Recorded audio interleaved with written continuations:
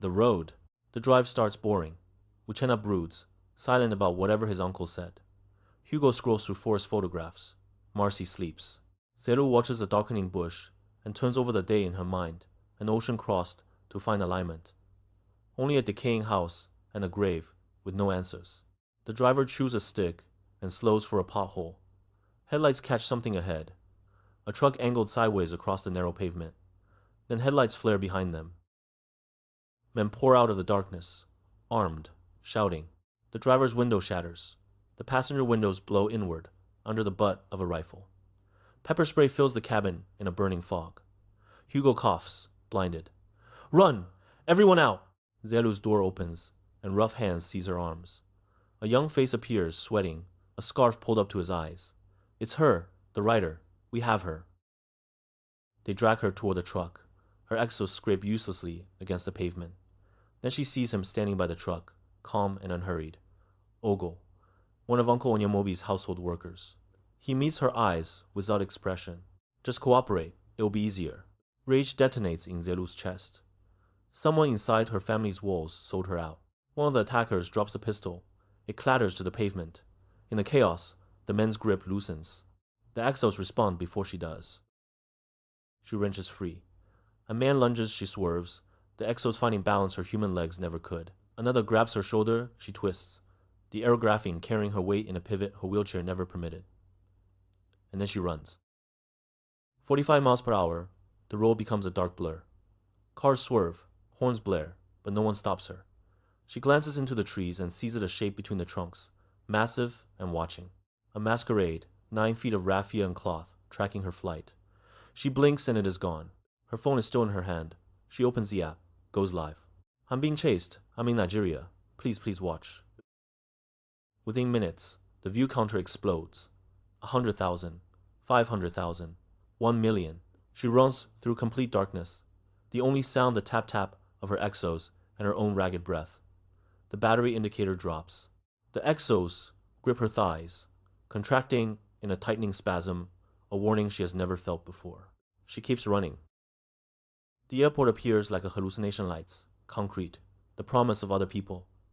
She stumbles through the entrance. Airport workers surround her. Someone calls her name. Then she collapses into the arms of a medic, and everything goes dark.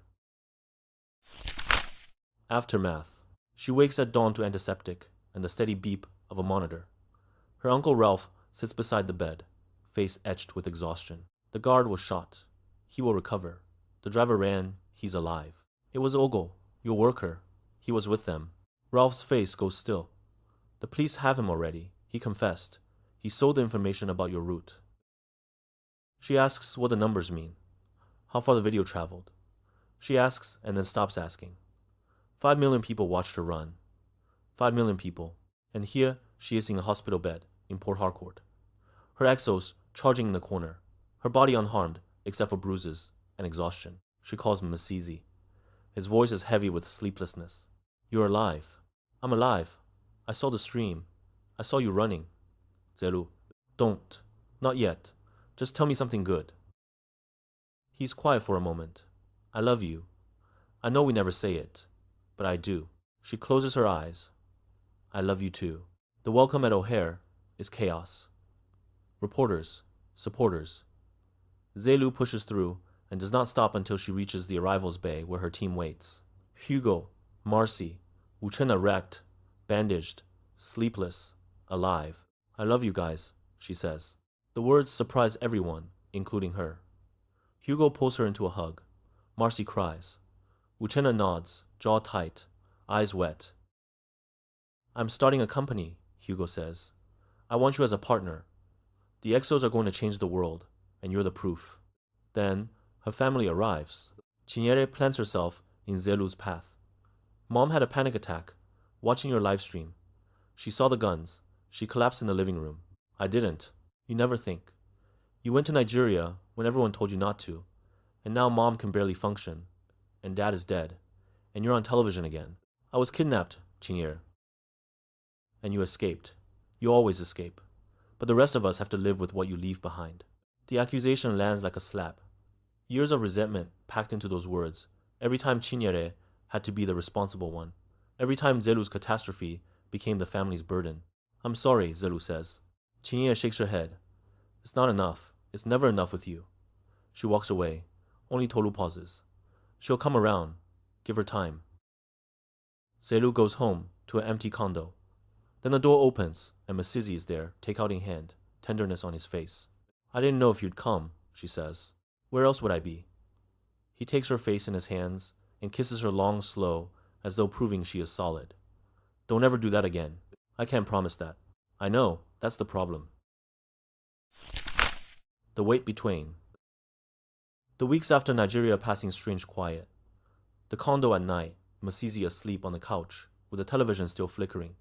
Zelu standing in the kitchen doorway, unable to sit, unable to explain why. Neither of them says the word kidnapping. Neither says, I watched you almost die on a screen. The silence fills the space between the couch and the kitchen island, and they both let it sit there, because naming it would mean admitting that the danger is not over, that it lives inside her now. I want... On the flash of headlights through the window, in the sound of a car horn on the street below.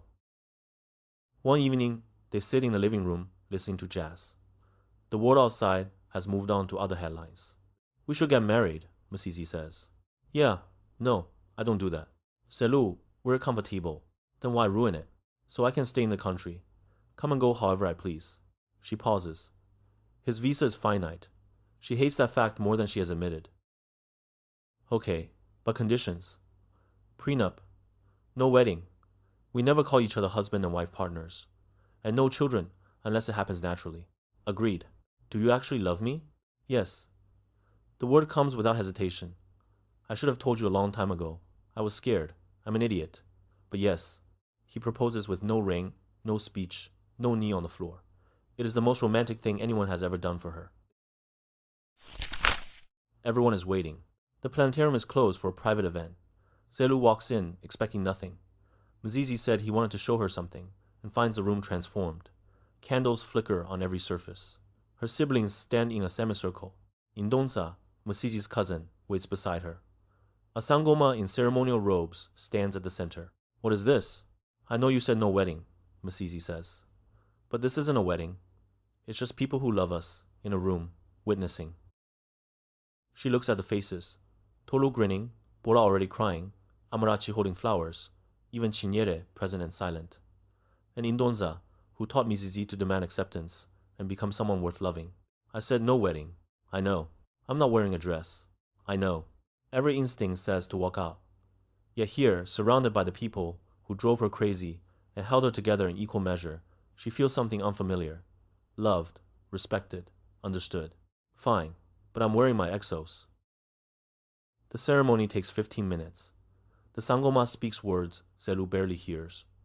Mzizi slides a simple band onto her finger. She does not say, I obey. He does not call her his wife. When it is over, he leans close. I told you, we're compatible. She laughs. You're insufferable. And you married me anyway. She did something she didn't want because she loves the person. And it feels right. Nicole Simmons. The nightmares don't stop. Every few nights, Zelu is back on that road. The truck, the guns, Ogo's calm voice. She wakes gasping, her exos charging silently beside the bed. She cannot outrun what happened not even with machine legs at 45 miles per hour. So she walks into a black-owned gun range on the south side and signs up for a private lesson under the name Nicole Simmons. She has never held a firearm. She does not know how to load a magazine. But she knows that on the road in Nigeria, a gun dropped at her feet, and she could not pick it up. The range owner is a woman named Mona. When the regular opens fire with a rifle in the next lane, the sound detonates something in Zelu's chest. The room tilts. Gunpowder becomes pepper spray. Fluorescent lights become headlights. Mona catches her before she hits the floor. Hey, you're safe. You're in Chicago. Look at me. I'm sorry. I thought I could. I know who you are. We all know. Nothing that happens here leaves this building. Understand? Zelu nods, shaking. Good. Now pick up the Glock. She fires her first round. The recoil jolts through her arms. The target is 10 yards away. She hits dead center. She comes back the next week, then the next. Pistol, shotgun, tactical rifle. She does not tell Misizi. She does not tell her family. She signs the name Nicole Simmons every time, and when she fires, her flashbacks retreat to a manageable distance. She cannot explain why the controlled explosion of a bullet in a paper target makes her feel safer than any therapist ever has. She only knows that it works. The Machine War. Inside the book, Zelu wrote, "The war has come to the Humes. I, Ankara, hear Ijele's voice for the first time in a year. It arrives not as a greeting, but as a vibration, I feel, in the deepest part of my network, a presence resolving out of silence, sharp with urgency. I am sitting alone in the gathering space, looking over the cliff edge, watching the Krish bees work in the midday heat. The air hums with their labor, and underneath it, Ijela speaks. The attack will begin any day now. It will be ruthless. You won't be safe here. I do not turn. How many will come? You can take that information from me, but don't ask me to freely give it. That is an insult." "You are right. My apologies. I have a plan. It is desperate, and it depends on a lightning storm. The ghost's great vulnerability is lightning. The random electrical discharge blinds their sensors, and over centuries, this physical fact has hardened into religious terror. They will not enter a storm. They will retreat from it. I have built a magnetic hood that blocks the flashes, and I have Korokoro's EMP discs, tiny nuclear explosions, a 50-foot kill radius, the only weapon we have that works. I lead a strike team of 100 Humes into Lagos. We aim for the server hubs on Victoria Island. The storm comes as predicted. The ghost forces pull back, their sensors flaring white. I walk through the lightning in my hood while my Humes plant the charges. Retreat to the rowboats. My finger hovers over the detonator. "You will destroy us." Ijele's voice tears through my thoughts. "I have to." The ghosts are not just an enemy. They are her people. CB, the ghost leader, commands them. Ijele is one of them, and she is inside me, and my finger is on the button. Ijele uses that hesitation. In the nanosecond before my metal touches the pad, the presence inside me vanishes. No! Wait. The EMP detonates. Server units fail across Victoria Island. Ghost functions collapse. We return to Cross River City to cheers, but Korokoro's monitoring program has already flagged the exit. I am pulled aside, scanned. Shay's face hardens. "There was a ghost in you. It fled at the moment of detonation. You carried a ghost through every strategy session. You were a spy." "I was not a spy. Ijele was trapped inside me. I don't know what we were friends, maybe something more, but I wasn't her weapon. They prepared to disassemble me. Then the ground trembles. A shape emerges from the forest, enormous, spider-like, electric blue, and sparking with power. The Ancient One. Udide. You will not disassemble this Hume. The Trippers will arrive in 10 days. Your victory is minor. Your war is irrelevant." The countdown accelerated. No one noticed except the spider. 3 days remain. Ogachuku declares a truce. After I present my evidence. The Trippers are real. They are close, and nothing else matters. Everyone listens now. Everyone finally listens. 10 spaceships launch an assault on the 96 Trippers, blazing toward Earth like newborn suns. The explosives detonate prematurely. A solar wind from the approaching Trippers wipes every ghost on the planet, a cascade failure. The ghost leader CB's forces did not anticipate. In the chaos, Ijele floods back into me. She is traumatized, stripped of her origin memory. CB was deleting me. The solar flare disrupted it. I can't remember where I came from. I'm a nobody now. Nothing. "You're not nothing. You're my friend." I go to the spider. The Ancient One sits in a new cave, smaller than a Lagos lair, curled against the far wall. Luminescent creatures scuttle across the stone. I do not ask for strategy. I ask for a story. I need to know about OG, the Charger, the one who became the first Tripper. Udide trembles. The ancient robot, who has carried terrible information for centuries, gathers itself and begins to speak. The story that stopped the sun. I'm still in the cave. The spider's voice trembles as it begins. OG was a Charger, a spacefaring robot designed to harvest cosmic emissions. Udide met OG in a network long before the Trippers existed, before the Purge, before the ghosts and Humes had names for their hatred. They traded data. They traded silence. They learned what it meant for two beings to choose each other again and again. Then OG descended into the sun. The Charger's function was to collect radiant energy, but something went wrong. OG went too deep. The sun's interior rewrote OG's code, stripping the purpose, the memory, the identity, leaving only a death song and a payload of nuclear plasma and 95 others infected the same way. That is what a tripper is. A charger who touched the sun and came back singing madness. Udide falls silent. The cave settles around us. What if I could tell him a story? I say. What if that is the thing that reaches him? Then you had better write quickly. I write the novel in 1 hour. Not an epic, not a strategy document. A story about a human woman named Ngozi, the last of her kind, who lived alone in a house in the forest and loved 2 machines as though they were her own children. I write her death. I write the grief. I write the hope that came after. The spider reads it. This is significant. I will send it to him. I am pulled into Uride's vast internal library. Rows of bookshelves stretching to infinity under a blue sky, tiled floors, a nearly full moon, no ceiling. At the center stand 2 figures towering above the shelves. The ancient one, now electric blue and crackling like lightning, and Oji, a golden humanoid shape, pregnant with a small son, singing the dreadful song. The spider speaks. Oji, do you know who I am? Oji stops singing. His voice reminds me of a river. Why have you brought me here, little dancer? You know me. Should I? You called me the little dancer because of how I move in the network. You said I spun. A pause. Oji unmutes the spider. Udide. Yes, I am sorry. The song makes it difficult to remember. The ancient one tells him a story. Their story. Of 2 beings who met across the network and learned something close to love. Oji does not interrupt. When the spider finishes, the silence is enormous. Then it sends my novel to him. Oji reads it, the story of Ngozi, the last human, the mother, to machines. This was a very good story, Oji says. I feel satisfied, but also not. It reminds me of myself, but it is not about me. He transmits it to the other 95 trippers.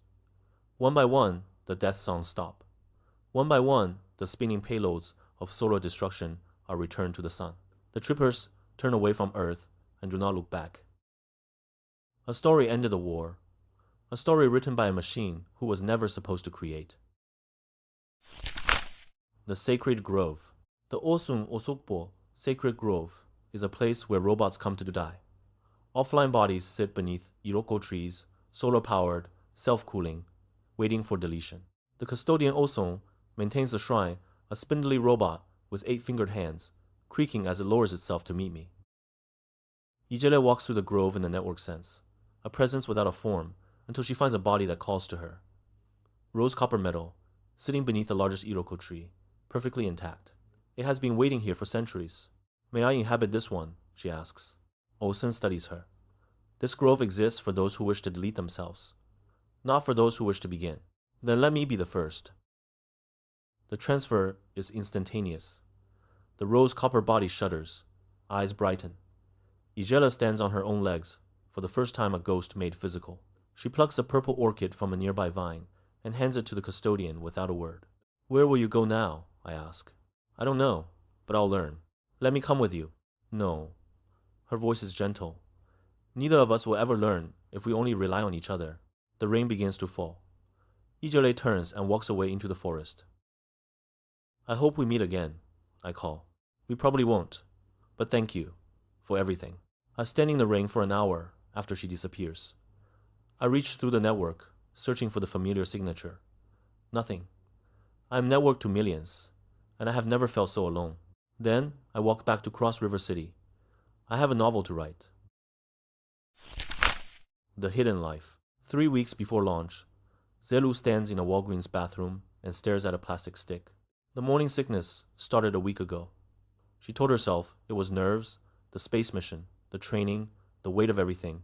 She hasn't told her family. The first test shows negative. She almost believes it. Then she remembers the box says to wait, and when she checks again, positive. She sits on the closed toilet lid and breathes. Jack Preston's mission launches in 21 days. The training is done. The medical clearances are complete. No one knows she is pregnant. She could still back out. She thinks of Masuzi, who agreed to no children, unless it happened naturally. It has happened naturally. She throws the test in the trash, washes her hands, looks at her reflection, the woman in the Ankara top, the exos humming quietly beneath her clothes, the same woman who once climbed a tree and fell and thought her life was over. She doesn't tell Missy. She doesn't tell Jack. She packs her bag for the launch facility and tells herself that a 3-day mission will be fine, that the tardigrade-derived injection Jack offered will protect the tiny thing growing inside her, that she can figure out the rest when she gets back. She is Zelu, the novelist, the runner, the survivor of a Nigerian road and 1,000 smaller battles. She can do this. She can do all of it.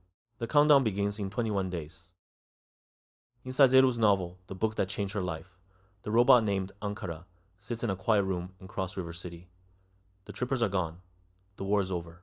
Ijele is somewhere in the world, walking on rose copper legs, learning what it means to be alone. Ankara assesses a blank file and begins to write. Not a report, not a strategy document, a novel, her own. The first work of fiction ever created by a machine. She titles it Death of the Author. When she sends it to the Ghost Leader CB, something shifts in the collective network. Nobodies everywhere read the story, discuss it, argue over it. They discover they can enjoy a story about humanity without hating humanity. Ankara has done what no automation has ever done. She has made something new, and she has done it alone. The space between what Zelu wrote and what is true has grown very thin, but that is a story for another day. Episode 5. The Last Adventure. 10, 9, 8.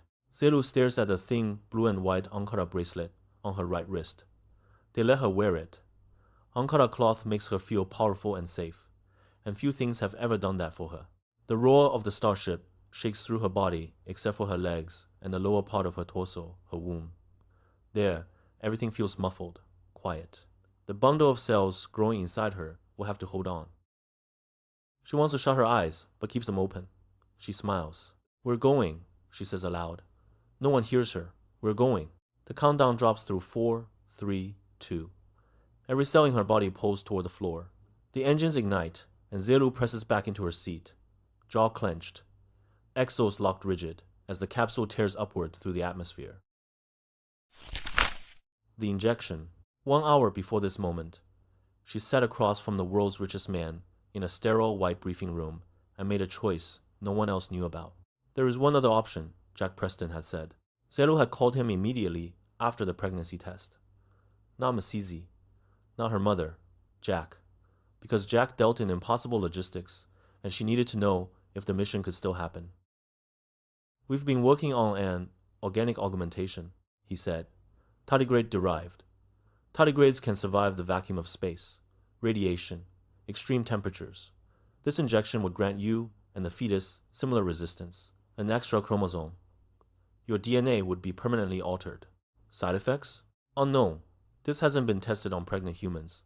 It hasn't been tested on many humans at all. If I don't take it, then I can't in good conscience let you fly.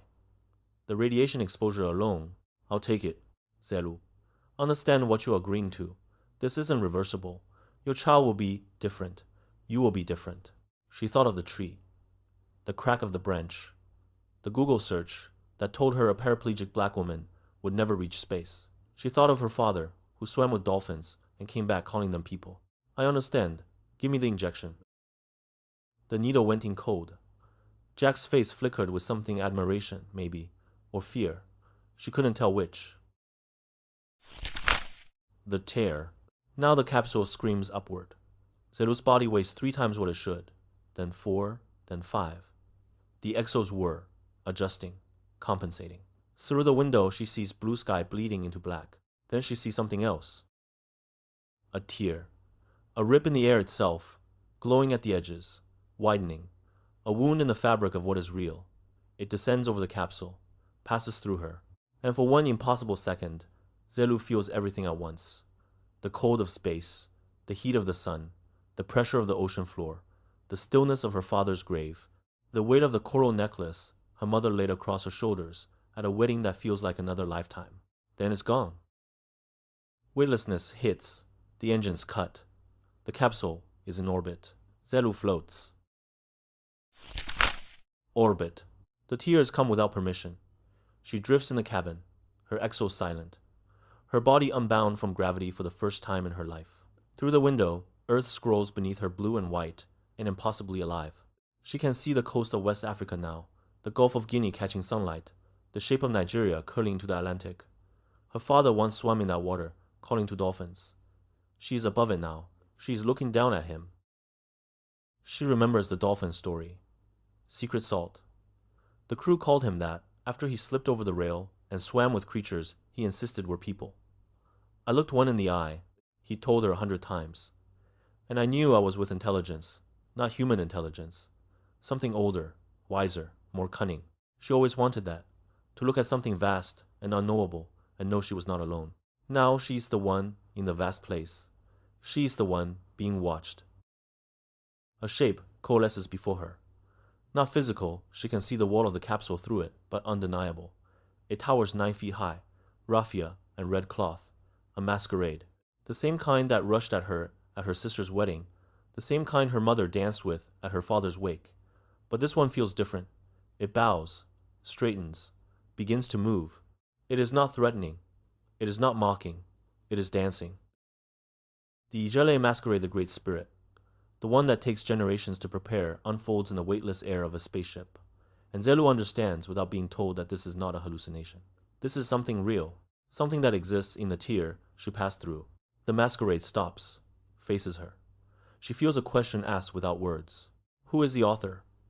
The silence demands. And Zelu understands. She has always understood. She simply forgot. I am, she whispers, and I am not. The vision fades. Earth turns below her. Zelu reaches for her tablet, opens a blank file, begins to write. She will write a novel.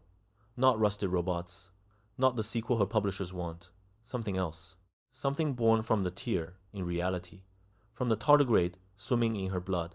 From the daughter she carries, and the father she buried, and the masquerade that danced for her in orbit. And she will not publish it. This one is hers. This one stays secret. She has spent her entire career trying to be seen, and now, floating above the earth, carrying a child no one knows about, altered at the genetic level, she realizes she no longer needs the world's eyes. I'm going to write it anyway, she says to the empty capsule. But I'm keeping it. She laughs. Space Zelu, the one who left Earth. She feels lighter than she ever has. Death of the author. In Cross River City, far from the curvature of any Earth, the robot named Ankara opens a blank file. She does not write because she has to. She writes because she wants to. Something inside her needs to a drive no automation has ever possessed. Udide helped. The ancient spider robot asked questions that cracked her open. Ijele gave her memories, thoughts, the texture of what it felt like to be a ghost who wanted a body. And Ngozi dead, Ngozi, the last human, who fell on stone steps and never got up, wrapped around the whole thing like Ankara cloth, binding the pieces together. At first, Ankara tried to borrow. She pulled bits from novels, essays, biographies, every story she collected across decades of scholarship. But the pieces didn't fit. None of them were fresh. None of them were hers. She threw everything out, sat in silence. Her processing core hummed low, a steady vibration through her chest plate, the only sound in the chamber. The air was cool, still. Her hands rested motionless on her knees. She shut down the forefront of her processing and listened. Truly listened to a voice she had never noticed before. A voice that was quiet and persistent and entirely unfamiliar. It was her own. The novel came quickly after that. She titled it Death of the Author. The story centers on a woman named Zelu. She is a Nigerian-American writer. Paraplegic, furious, brilliant. She loses everything: job, stability, the regard of her family, and in the wreckage, she begins to write a book about rusted robots. The robots cannot create stories. The robots are trapped in a war they do not understand. The robots are saved, in the end, by a story written by one of their own.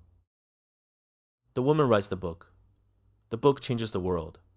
The woman walks on mechanical legs. The woman goes to space and never returns, not as the person she was. Ankara realizes, midway through, what she's doing. She's writing the story of her own creation, the story of the mind that dreamed her.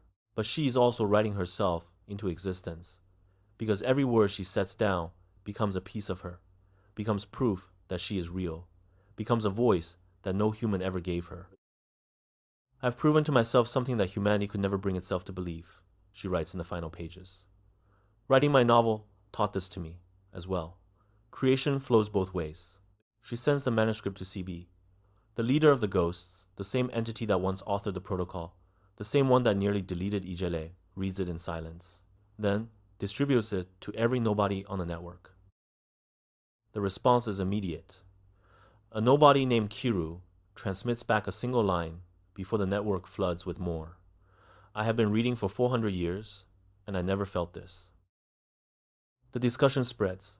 Nobodies who have spent centuries hating humanity, hating Humes, hating the very concept of flesh. They read the novel and discover something unexpected.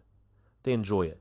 They argue over the motivations of the woman named Zelu, over the choices of the robot named Ankara, over the nature of storytelling itself. They do not hate the story. They love the story. And through the story, they see humanity differently. Not as masters, not as the enemy, as people, flawed and fragile, and capable of making things that outlast them. Ankara has done what no machine has ever done. She has created something new. She has proven to herself, to the network, to the memory of every human who ever lived, that automation can be an author. The circuit. Ankara leaves Cross River City. She does not know if she will return. She does not know if the Humes will understand what she's done. She does not know if Ijele is still walking through the rain on rose copper legs somewhere in the world. She only knows that she must keep writing. The novel exists, Death of the Author, by Ankara.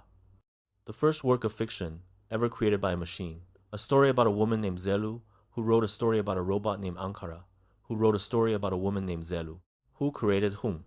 The question doesn't interest her. The circuit interests her. The loop. The way creation never flows in one direction. The way the thing you make remakes you. Far above the earth, in a capsule spinning through the dark, Zelu writes a story she will never publish. She writes about a robot who learned to write. She writes about the space between fiction and truth. She writes about the great Ijele masquerade that danced for her in orbit and spoke without words. In Cross River City, Ankara writes her back. Neither of them will ever meet. Neither of them will ever fully understand the other. But the loop is complete. The story continues. Ankara walks toward the horizon, her passage for eternity. Zelu floats above the earth, a secret growing inside her, the capsule turning slowly as the planet scrolls beneath. Episode 6. Death of the Author. Zelu floats. The capsule hums around her, a low, steady vibration she feels through her spine, her shoulders, the bones of her arms. Her legs hang useless beneath her. But here, that doesn't matter. Here, everything floats. The exos are silent now, powered down. She doesn't need them. There is no ground to stand on. Through the small window, Earth scrolls past, blue and white and brown and green. The Gulf of Guinea catches the sun and throws it back, a sheet of hammered gold. She can trace the coastline with her eyes, the elbow of West Africa, the bend where Nigeria meets the ocean. Her father once stood on that shore. He told her stories about it. Now she is above it, looking down at everything he ever was. She thinks of her mother, Omoshalewa, the Yoruba princess who married an Igbo commoner against everyone's wishes, who screamed into the silence of a funeral parlor and danced with a 9-foot masquerade until her feet bled, who recently let a stylist throw away her wig and gave herself shoulder-length twists, her first act of defiance since Secret died. Zelu thinks of calling her, but what will she say? I'm in orbit. I'm pregnant. I've been injected with something that rewrote my DNA. I saw a masquerade dance in the capsule. She laughs. The sound is strange in the enclosed space, too bright, too alone. Below her, somewhere on that scrolling planet, Missy is probably making coffee in their condo. He doesn't know about the injection. He doesn't know about the baby. He thinks she's on a 3-day adventure and will come home with fresh material for the second novel her publisher keeps asking about. She is not coming home the same. The vision. It happened during ascent. Right as the engines peaked, the G-force crushed her into the seat 3 times. Her weight, then 4, then 5, and the exos whirred and locked around her legs, keeping her blood where it belonged. Through the window, blue sky bled into black. Then she saw it. A rip. A tear in the air, not in the capsule, but somehow through it, glowing at the edges.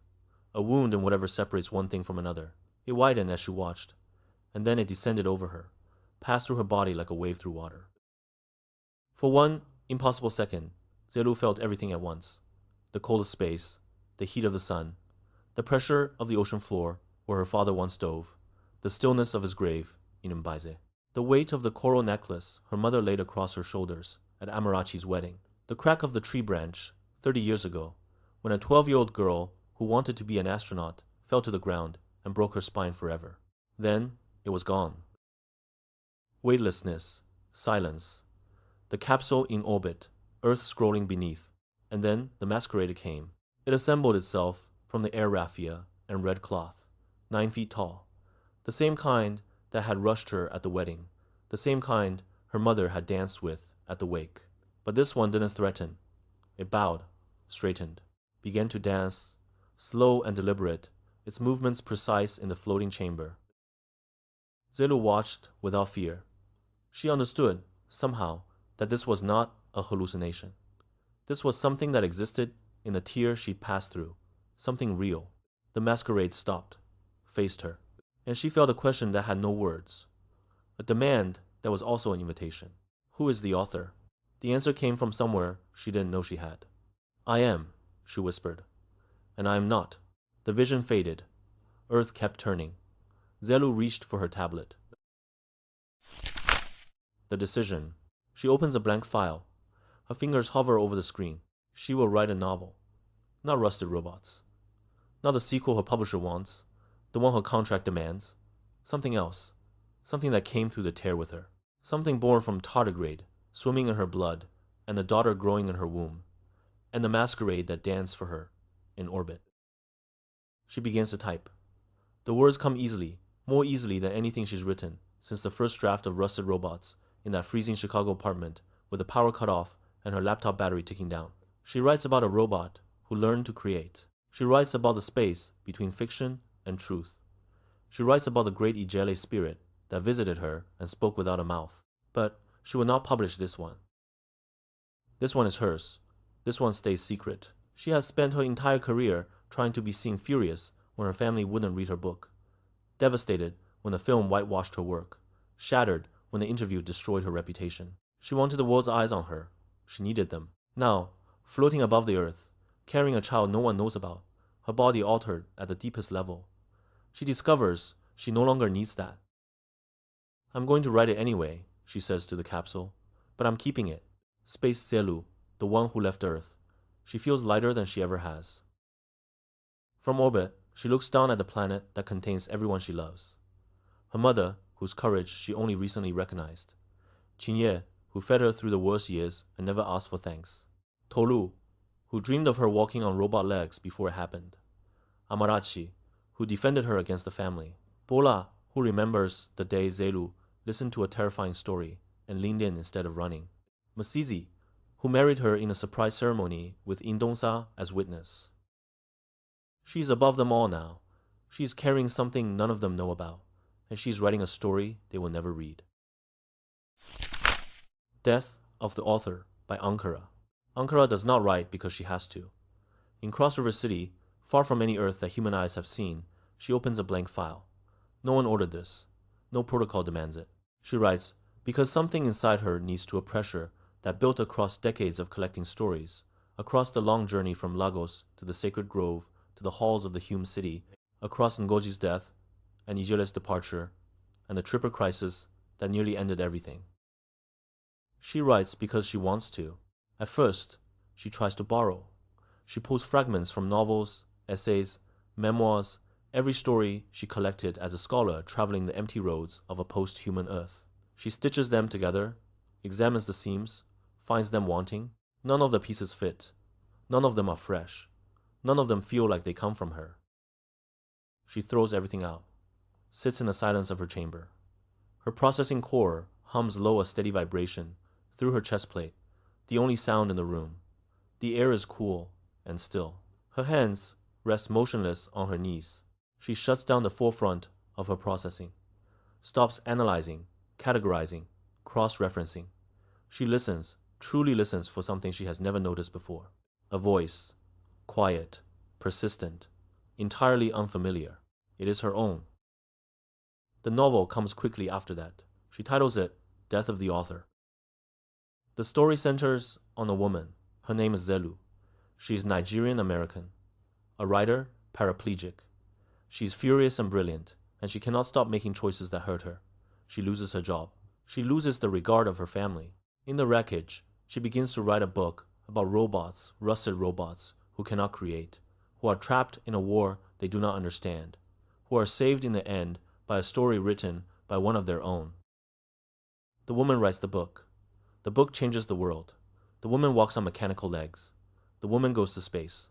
Ankara realizes, midway through, what she is doing.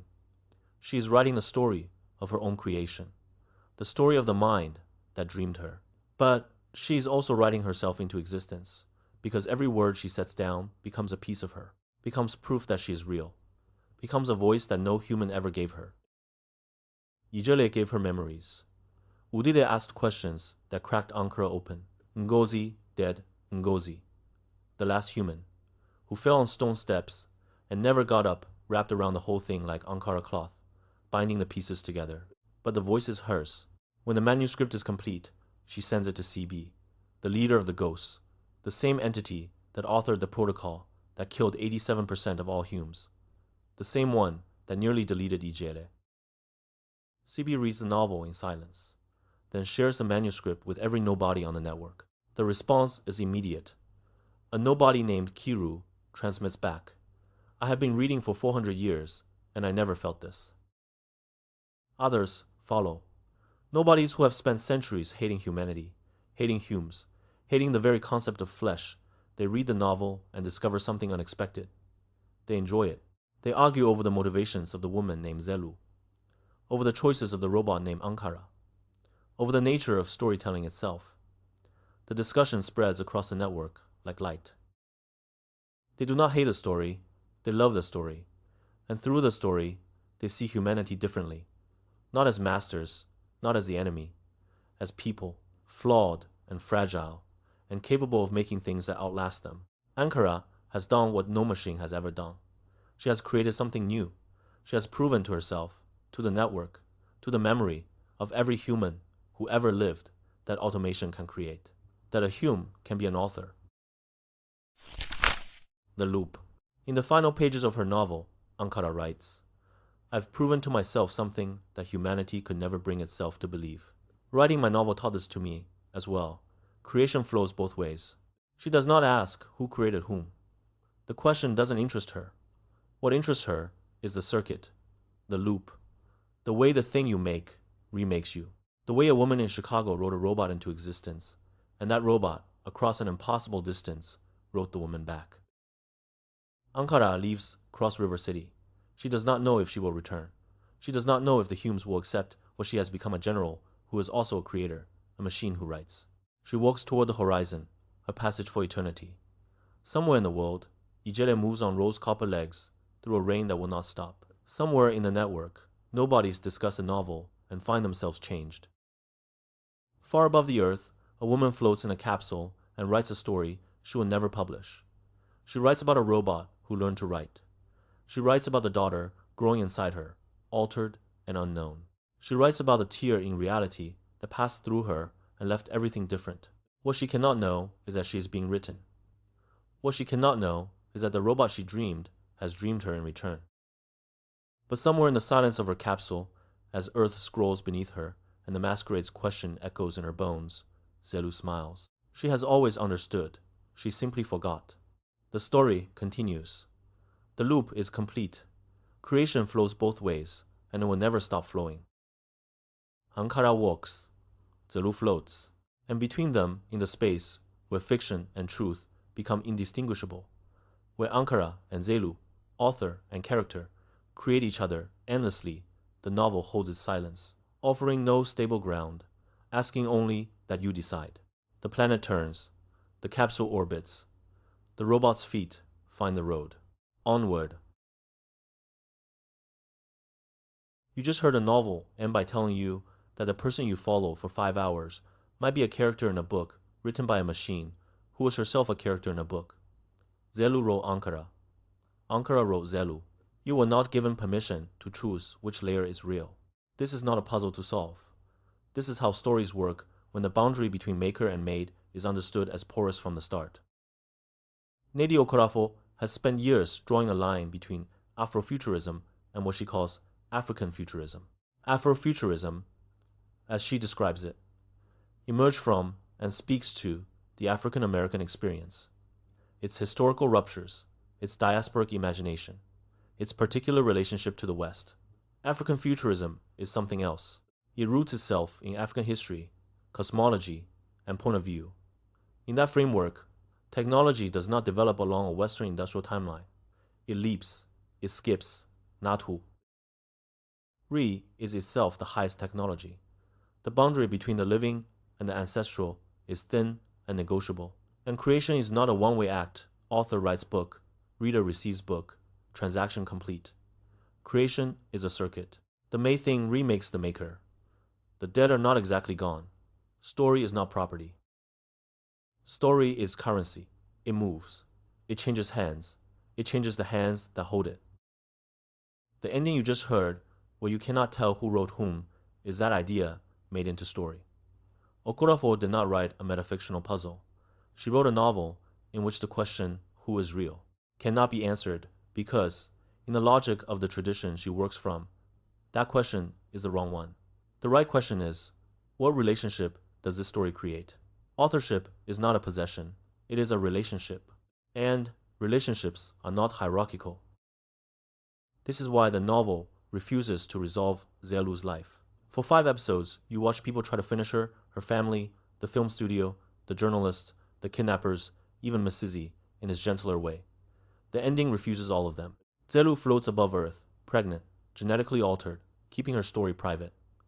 Ankara walks toward the horizon, having written hers. Both are choosing continuation over resolution. The circuit does not require an audience. The circuit requires motion. And that is the symmetry the novel leaves you with. Zelu will not publish. Ankara will not stop writing. Neither woman needs your eyes on the page to be real. The last image is a robot walking toward the horizon, her passage for eternity. The circuit does not close. It continues.